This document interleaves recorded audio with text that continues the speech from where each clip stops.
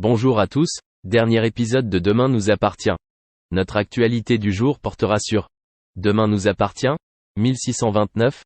La police retrouve le corps d'Alban. Jordan a été immédiatement arrêté.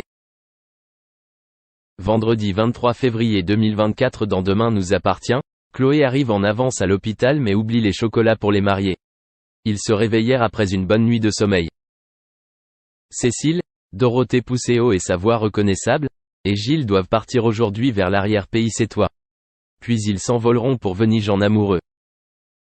Arrivé au parking, Chloé retrouve le corps d'Alban, son collègue, dans l'ambulance. Karim et Martin ont découvert qu'il avait été poignardé au poumon. Il est le compagnon de Laure, infirmier. Karim lui a annoncé la mauvaise nouvelle et l'a interrogé directement. Ils ont dîné ensemble juste avant le quart de travail du personnel médical.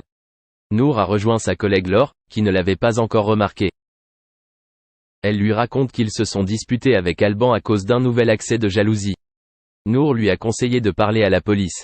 Au Spoon, Bar raconte à Karim que Jordan a eu une altercation avec Alban. Quant au patron, le fils d'Audrey a une histoire avec Laure. Ce dernier l'a confirmé auprès de Karim et Martin. Ils entretenaient une liaison depuis plusieurs semaines et Alban l'a découvert hier soir. Quand Alban partait travailler, elle allait voir Jordan et ils dormaient ensemble. Martin et Karim gardent Damien sur l'affaire à contre-cœur. Ils ont décidé de demander une perquisition au procureur. Jordan rentre enfin chez lui. Alors qu'elle devrait être en vacances, Maud a beaucoup de travail à faire.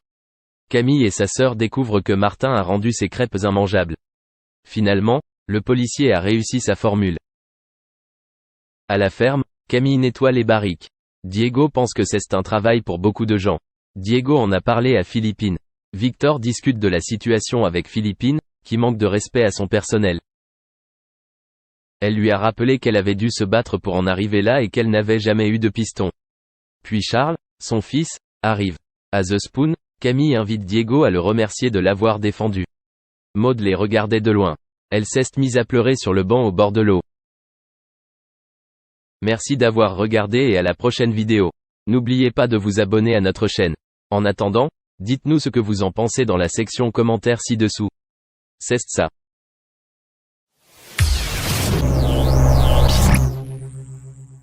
Faustine Bollaert, une animatrice compétente et créatrice, celle-ci multiplie les projets et développe une réelle expertise. D'ailleurs, la fameuse présentatrice sera bientôt à l'affiche d'une autre émission. Une preuve de confiance que la jeune femme est particulièrement appréciée du grand public français. Or, si l'animatrice star peut compter sur le soutien d'un grand nombre d'admirateurs pour la suivre, la présentatrice doit également faire face à un grand nombre de détracteurs.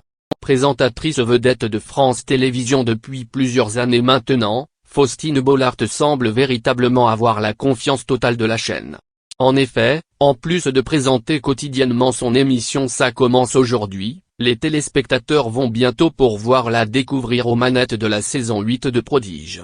Visiblement très heureuse de ce nouveau projet, la jolie brune partage elle-même la nouvelle sur les réseaux sociaux. Il faut effectivement souligner que si Faustine Bollaert est très présente sur les écrans de télévision, elle est aussi très active sur la toile. De manière extrêmement régulière, elle permet à ses abonnés de découvrir son quotidien, mais également les dessous de ses différentes émissions. Parmi celles-ci, il y a bien évidemment Ça commence aujourd'hui, un programme qui lui tient particulièrement à cœur. Dans ce rendez-vous devenu très populaire, elle rencontre en effet un grand nombre de personnes pour qui la vie n'a pas toujours été tendre ou qui rencontrent des problèmes dans leur existence. Parfois, il lui arrive même de se projeter dans ses vies compliquées ou même de prendre conscience qu'elle aussi est confrontée à des difficultés. Récemment encore, c'était d'ailleurs le cas. Dans l'une de ses récentes émissions, Faustine Bollaert a effectivement été confrontée à des invités diagnostiqués hypersensibles. Un sujet qu'elle connaît parfaitement bien